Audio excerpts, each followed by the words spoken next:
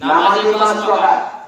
আল্লাহ তাআলা বলেছেন যে তোমরা আমার কাছে এই দুইটা জিনিসের মাধ্যমে সাহায্য চাও, একটা হলো সবর ধৈর্য, আর একটা হলো নামাজ।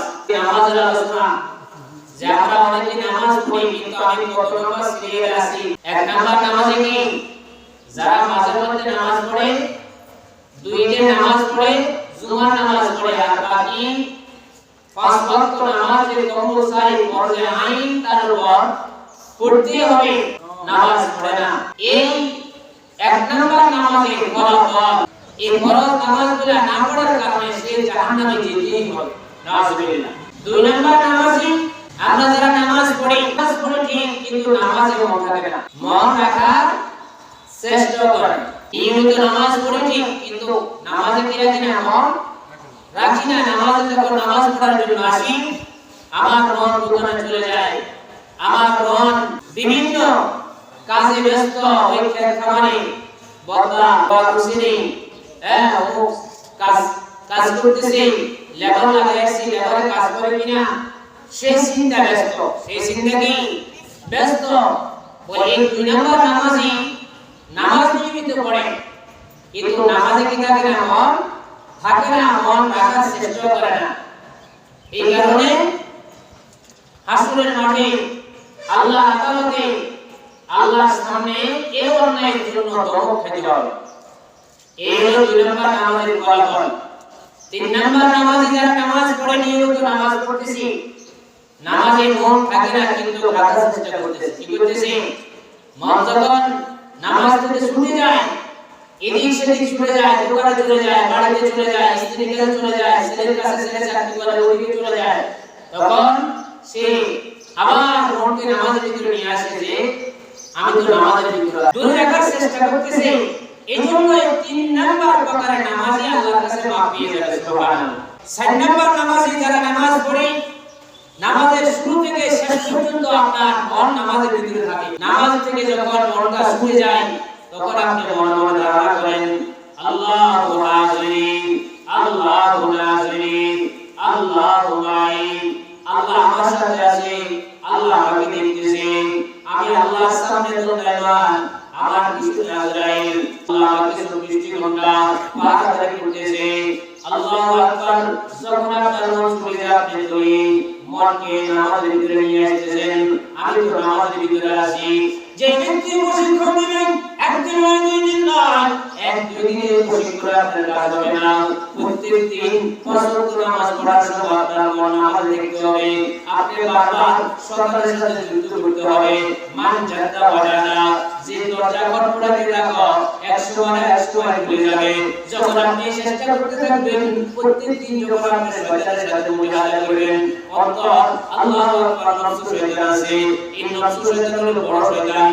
নফস শয়তান যখন তার সাথে যখন যুদ্ধ করবেন, মুজাহাদা করবেন, 100 বার শয়তান চিন্তা করবেন না এর পিছনে সময় দিয়ে লাভ নাই। যারা নামাজ পড়ে না তাদের পিছনে সময় দিতে হবে, এর পিছনে সময় দিয়া লাভ নাই। কারণ এ যতই নামাজ থেকে মনটা ছুটে দিই বারবার সে নামাজের মধ্যে মন নিয়ে আসে। অতএব এই ওয়াজের সময় তার পিছনে ব্যয় করে কোনো লাভ নাই। একে ছেড়ে তখন আপনাকে ছেড়ে অন্য মানুষের পিছনে যাবে, আপনি সাকসেসফুল হয়ে গেলেন, সুবহানাল্লাহ। এই হলো 4 নাম্বার নামাজি। এই 4 নাম্বার নামাজি যখন নামাজ পড়বে, নামাজের মধ্যে মনোযোগ করে এইভাবে ধরে রাখবে, বলে 4 নাম্বার নামাজিকে এই নামাজটাকে অশ্লীল কাজ থেকে ফিরাবে, নামাজটাকে বাজে কাজ থেকে ফিরাবে, নামাজটাকে অন্যায় কাজ থেকে ফিরাবে। এই বন্ধুকে এখন ফিরাবে। আল্লাহ তাআলা কোরআনে ঘোষণা করেন ইন্নাস সালাতা তানহা আনিল ফাহশাই ওয়াল মুনকার, নিশ্চয়ই নামাজ মানুষকে অশ্লীল কাজ থেকে, বেয়াদব কাজ থেকে, নির্লজ্জ কাজ থেকে ফিরায়, সুবহানাল্লাহ। এরকম কিভাবে ফিরায়? যখন নামাজের প্রশিক্ষণ আপনি ঠিক করে দিবেন, নামাজ পড়ার পরে যখন আপনি সুদের কাতার মধ্যে নাম লাগাতে যাবেন, তখন ওইখানে আপনি চিন্তা করবেন আল্লাহু আকবার, আল্লাহু হাজিরি, আল্লাহু নাজিরি, আল্লাহু মাই। না না, সুদ খাওয়া যাবে না, কারণ আমার আল্লাহ তোমাকে দেখতেছে। যখন আপনি হালাত হয়ে যাবেন, এই অবস্থা যখন আপনার ভিতরে তৈরি হয়ে যাবে যখন আপনি প্রশিক্ষণ দিবেন ট্রেনিং দিবেন এমন অবস্থা হয়ে যাবে যে নামাজ আপনাকে শুরু থেকে বেরোবে নামাজ আপনাকে বুঝ থেকে বেরোবে যখন বুঝে থাকা নামাজ জন্য আপনি চাইবেন তখন আপনাকে খেয়াল করে দিবে না না আমার আল্লাহ তো আমাকে দেখতেছে আপনি যখন চিন্তা করার জন্য যাবেন তখন আপনার অন্তর আপনাকে ধাক্কা দিবে না না আমার আল্লাহ তো আমাকে দেখতেছে আল্লাহ হাজির 24 ঘন্টা আল্লাহ তার সাথে উপস্থিত ওয়া নাহনু আকরাবু ইলাইহি মিন হাবলিল ওয়ারিদ আল্লাহ কে বললেন শুন তোমরা মনে করতেছো আমি দূরে না না আমি দূরে না তোমার বিশাল কদনি করে আমি আল্লাহ এর থেকে আরো বেশি নিকটে সুবহানাল্লাহ এর বান্দা বলতে শুন ওয়াবি আনফুসিকুম আফালা তুবসিরুন এই বান্দা বলতে আমি তোর ভিতরে আছি অথচ তুমি আমাকে দেখো না তোমার হাতের দিকে লক্ষ্য করো পায়ের দিকে লক্ষ্য করো অঙ্গ প্রত্যঙ্গের দিকে লক্ষ্য করো এগুলা দিকে খেয়াল করে আমাকে বলবা ওয়াবি আনফুসিকুম আফালা তুবসিরুন এই বান্দা আমি তোমার ভিতরে আছি অথচ তুমি আমাকে দেখো না এই জন্য যে ব্যক্তি 4 নম্বর নামাজে যখন হালাত হয়ে যাবে এই অবস্থার মধ্যে হবে তখন সুদ থেকে তার নামাজটাকে বেরোবে ঘুষ থেকে তার নামাজটাকে বেরোবে জিনা থেকে তার নামাজটাকে বেরোবে মদ থেকে তার নামাজটাকে বেরোবে যখন মদের মতো হাতে নিবে তখন তার নামাজটাকে ধাক্কা দিবে না না আল্লাহ তো আমাকে দেখতেছে এই অবস্থা না এই অবস্থা আল্লাহু আকবার মদ খাওয়া যাবে না মদ খাওয়া হারাম মদ খাওয়া হারাম এক সাহাবী আসি আল্লাহ রাসূলের দরবারে এসে নালিশ করে ইয়া রাসূলুল্লাহ ইয়া হাবিবাল্লাহ আপনার এক সাহাবী গভীর রাতে শুয়ে পড়ে আল্লাহু আকবার তিনি পছন্দ নামাজ পড়ে রাতে বেলা শুয়ে পড়ে আল্লাহ রাসূল বিষ্ণু বললেন এই সাহাবা শুনো তার নামাজ যদি ঠিক হয়ে যায় একদিন তার নামাজটাকে ছুটি থেকে বাধা দিবে অবশ্যই সেটা গেল আস্তে আস্তে তার থেকে শুরু বন্ধ হয়ে গেছে আপনি আগে নামাজ পড়তে হওয়ার জন্য কেরাত ঠিক করতে হয় কেরাত পড়া হলো ফরজ কেরাত পড়া কি ফরজ ওয়াজিব তরফ করে সুন্নাত দিলে নামাজ হয়ে যায় ফরজ তরফ করে কখনো নামাজ হয় না অতএব আমাদের যাদের কেরাত ঠিক নাই সূরা কেরাতগুলো ঠিক নাই আমরা এই মসজিদে আলহামদুলিল্লাহ হাফেজ সাহেব পড়াইতেছে প্রশিক্ষণ দিতেছে প্রত্যেক দিন এশার নামাজের পরে আমাদের যাদের সূরাগুলো ঠিক নাই আমরা হাফেজ সাহেবের কাছে বসে আমরা এই কোরআনটা শুদ্ধ করে নেওয়ার চেষ্টা করি শেষ বয়স হলো আল্লাহ চেষ্টা করেছি শুদ্ধ করার জন্য এই কারণে আল্লাহ তাআলা আপনাকে মাফ করে দিয়েছে এক নাম্বার নামাজ হলো যারা মাঝের মধ্যে নামাজ পড়ে দুই দিন নামাজ পড়ে জুমার নামাজ আর বাকি নামাজে দাঁতার না এর ফলাফল হলো সেই ফরজ নামাজগুলো তরক করার কারণে জাহান্নামে যেতেই হবে দুই নম্বর নামাজে যাদের নামাজ পড়ে নামাজে মন থাকে না রাকাত শেষ করে না এই কারণে সে আল্লাহর সামনে হাসরের মাঠে আল্লাহ বিচারের কাঠগড়ায় দাঁড়ায় আল্লাহর কাছে দরদ খেতে হবে তিন নম্বর নামাজে যাদের নামাজ পাঁচ ওয়াক্ত নামাজ পড়ে নামাজে মন থাকে না কিন্তু দূরে রাখার চেষ্টা করে আর 4 নম্বর নামাজে যার মন নামাজের শুরু থেকে শেষ পর্যন্ত থাকে না থাকলেও দূরে রাখার চেষ্টা করতেছে বারবার প্রশিক্ষণ করতেছে যে আমি তো নামাজের ভিতরে আছি এই কারণে 4 নম্বর নামাজে আল্লাহর কাছে মাফ পেয়ে যাবে আল্লাহ তাআলা তাদেরকে মাফ করে দিবেন সুবহানাল্লাহ 5 নম্বর নামাজে কেমন বলে 5 নম্বর নামাজে এমন ভাবে নামাজ পড়ে নামাজের মধ্যে এমন মজা পায় আল্লাহ রাসূল বিষ্ণু বলেন আল্লাহু আল্লাহ কান্নাকা তারাহু ফাইলাম তাকুল্লাহু ফাইন্নাহু ইয়ারাক এমন ভাবে আল্লাহর ইবাদত করো এমন ভাবে নামাজ পড়ো এমন ভাবে বন্দি করো যে তুমি সরাসরি আল্লাহকে দেখতেছো আর যদি তুমি আল্লাহকে না দেখো মনে মনে তুমি তাআলা করো যে তুমি যে নামাজ পড়তেছো আল্লাহ তোমাকে দেখতেছে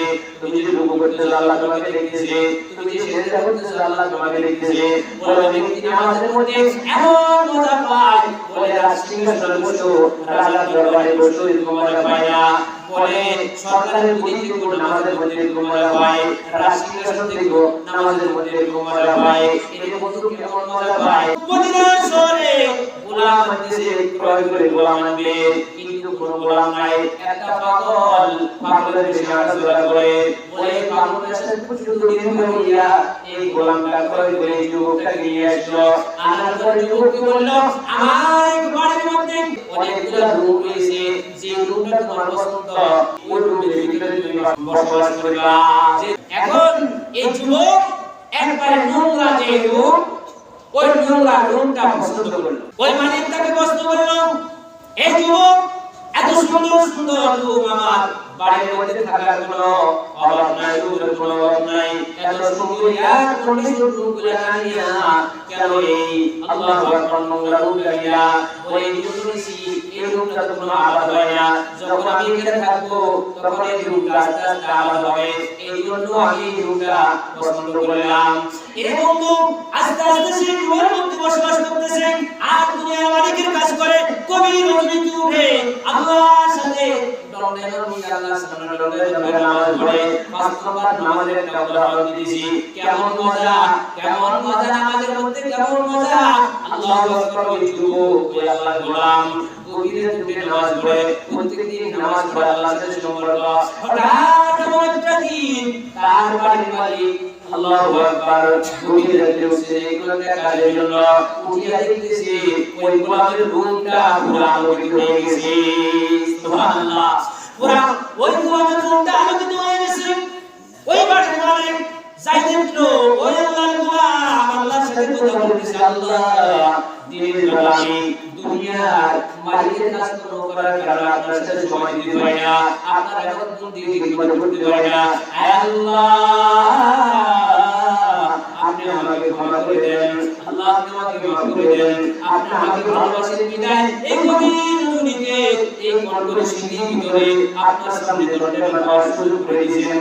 অথচ আমার এই দুনিয়ার মালিক তাকে আপনি ভালোবাসেন না, যার জীবন ঘুমে এখন শায়িত। আপনি আমাকে ভালোবাসেন এই জন্য আপনি আমাকে পছন্দ করেন বিদায় আমাকে এই গভীর রজনীতে উঠিয়া আপনার সামনে দণ্ডের মাথায় নামাজ পড়ার তৌফিক আপনি আমাকে দান করেছেন।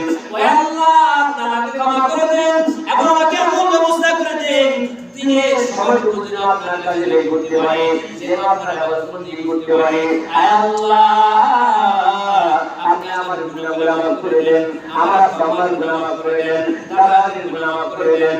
এই দুনিয়ার যত মানুষ দুনিয়া থেকে অন্ধকার হয়ে চলে গেছে সকল মুসলিম উম্মাহকে আপনি ক্ষমা করে দেন।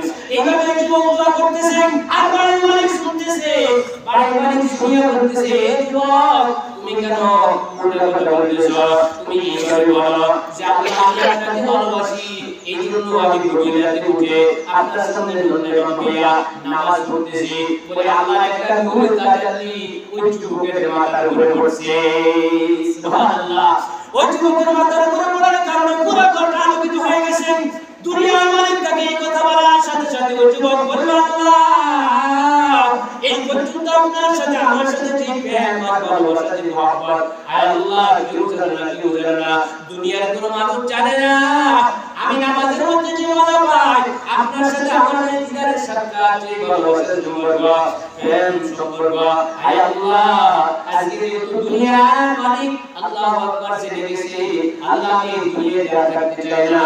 আয় আল্লাহ আপনি আমাকে এই মুহূর্তে দুনিয়া থেকে নিয়ে যান। আর দুনিয়ার মালিককে বলবো, হে দুনিয়ার মালিক শোন, আল্লাহ যদি তুমি ভালোবাসতো তাহলে তুমি ঘুমের ভিতরে রাখিয়া আমার মনে একটা নতুন গোলামকে গভীর রজনীতে আল্লাহর সামনে দণ্ডের মাথায় সুযোগ দিত না। আল্লাহ তুমি ভালোবাসে না বিদায় তুমি ঘুমের মধ্যে রাখিয়া আল্লাহু আকবার ঘুম পাড়াইয়া দিয়েছে। আর আমাকে ভালোবাসি বিদায় এই জন্য আমাকে ঘুম থেকে উঠাইয়া আল্লাহর সামনে দণ্ডের মাথায় সুযোগ করে দিয়েছে। এই জন্য এই দুনিয়ার মালিক শুন, আল্লাহর নাম বলে আল্লাহর ভালোবাসা বলে এইভাবে ঘুমের ভিতরে রাখি পাওয়া যায় না, রাজপথে থাকি পাওয়া যায় না, ইয়ার কন্ডিশন মধ্যে থাকি পাওয়া যায় না। এর স্বর্ণ কাজে যাবে স্বর্ণ বানানোর জন্য ওই স্বর্ণগুলো পায় তৈরি যে তোমাকে কষ্ট করতে হয়, এটাকে বারবার করতে হয়, তারপরে স্বর্ণগুলো খাতে হয়। এই বন্ধু আল্লাহু আকবার এই কথাগুলো বলার পরে আল্লাহ কি বলল, আল্লাহ আর আমি দুনিয়ার মধ্যে থাকতে চাই না, আপনি আমাকে এই মুহূর্তে নিয়ে যান। আর একটা শিক্ষা দিয়েছে, আর শিক্ষা দেওয়ার সাথে সাথে দুনিয়া থেকে শেষ করছে। এই হলো নামাজের মধ্যে মজা। এই যুবক আল্লাহর সাথে সম্পর্ক করছে নামাজের মাধ্যমে। যখন আপনি নামাজের মতো নামাজ পড়বেন তখন নামাজ আপনাকে সকল খারাপ কাজ থেকে, অশ্লীল কাজ থেকে, নির্লজ্জ কাজ থেকে নামাজ আপনাকে ফিরাবে। এজন্য আল্লাহ তাআলা বলেছেন, ইয়া আইয়ুহাল্লাযীনা আমানু কাউ ওয়াসজুদু ওয়া'বুদু রাব্বাকুম ওয়া ফা'আলুল খায়রা লা'আল্লাকুম তুফলিহুন। এই নামাজ শুন, যদি আমার নামাজ পড়ার উপর সেজদা করো তাহলে এটি তোমার জন্য কল্যাণকর, এটি তোমার জন্য ভাই, এটি তোমার জন্য সফলতা। যদি আমার কথা মতে আমার ইবাদতগুলো করো, যদি পাঁচ ওয়াক্ত নামাজ পড়ো, আমাকে সিজদা করো, আমাকে রুকু করো, ওয়া ফাআল খায়র, এটাই ভালো কাজ, এটাই কল্যাণকর কাজ। লাআল্লাকুম তুফলিহুন, তাহলে তোমরা সফল হবে। আসলে মাঠে আল্লাহর আদালতে এই নামাজ আপনাকে জান্নাতের মেহমান বানায় দিবে। সুবহানাল্লাহ। গোতে আল্লাহ নামাজিরা বিনি গোলাম, গোতে আল্লাহ নামাজিরা বিনি গোলাম, গোতে আল্লাহ নামাজিরা গাওয়া। আসলে মাঠে এক ফেরেশতা ডাক দিবে, হে নামাজিরা, হে নামাজিরা, তারা নামাজ পড়ছো, রুকু করছো, সিজদা করছো, তারা সফলকাম, তারা কামিয়াব, তারা ভালো কাজ করছো। আর যারা নামাজ পড়ো নাই, রুকু করো নাই, সিজদা করো নাই, তারা আজকে গেট আউট করে এখান থেকে চলে যাও, তোমাদের এখানে থাকার কোনো স্থান নাই। গোতে আল্লাহ নামাজিরা বানিয়ারু ফাতাতুল জান্নাতুল মাওয়া কামিয়ারু। গোতে আল্লাহ নামাজিরা বানিয়ারু ফাতাতুল জান্নাতুল মাওয়া কামিয়ারু। শায়েখ বলতেছেন, যারা নামাজ পড়বে, পাঁচ ওয়াক্ত নামাজ পড়বে, রুকু সিজদা ঠিকমতো আদায় করবে, কেরাতগুলো শুদ্ধ করে নেবে, ওই সমস্ত লোকগুলোকে ফেরেশতা বলবে, যারা নামাজ পড়ছো তাদের জন্য আজকে সফলতা, তাদের জন্য আজকে সুসংবাদ, তারা আজকে জান্নাতের দিকে আসো, কামিয়াব জান্নাতের দিকে আসো। সালামুন, আল্লাহু আকবার, সালামুন কওলুম মির রাব্বির রহিম। তোমার প্রভুর পক্ষ থেকে আজকে তোমাদের প্রতি সালাম। উদখুলুহা বিসালামিন আমিন। শান্তির সাথে জান্নাতের মধ্যে প্রবেশ করতে থাকো। সুবহানাল্লাহ। আজকে তোমাদের কোনো কি নাই, ভয় নাই, তোমরা আনন্দ চিত্তে আজকে জান্নাতের মধ্যে বসবাস করো, জান্নাতে প্রবেশ করো।